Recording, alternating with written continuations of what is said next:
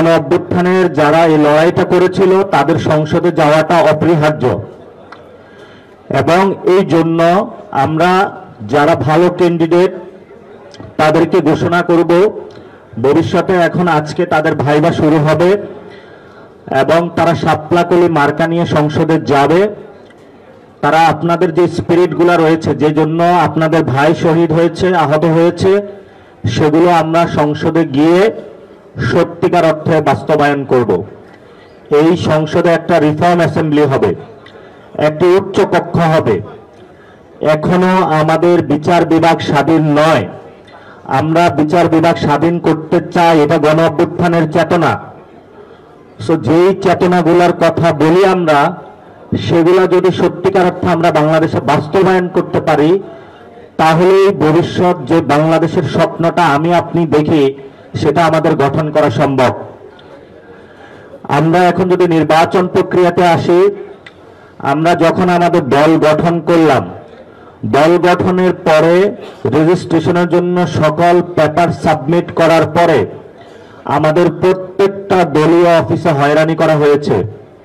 বিভিন্ন সংস্থার যারা ব্যক্তিবর্গ রয়েছেন তারা সেখানে যারা ভাড়া দিয়েছিল তাদেরকে ডিস্টার্ব করেছিল, এবং মাঠ লেভেলে তাদেরকে হুমকি থেকে শুরু করে পারিবারিক হেনস্থা পর্যন্ত তাদেরকে করেছিল। তারপরে আসে আমাদের প্রতীক প্রশ্ন। প্রতীকের ক্ষেত্রে আমাদের তারা জুতোর তলা ক্ষয় করেছে, কিন্তু শেষ পর্যন্ত বৃহত্তর স্বার্থে দেশের পরিস্থিতি বিবেচনায় আমরা শাপলাকলি মার্কা নিয়েছিলাম। কিন্তু এখন পর্যন্ত ইলেকশন কমিশন থেকে আমরা আমাদের শাপলাকলির যে ডিজাইনটা, এটা এখনো পাইনি। ফলত আমরা নির্বাচনী প্রচারণার কাজে নামতে পারছি না।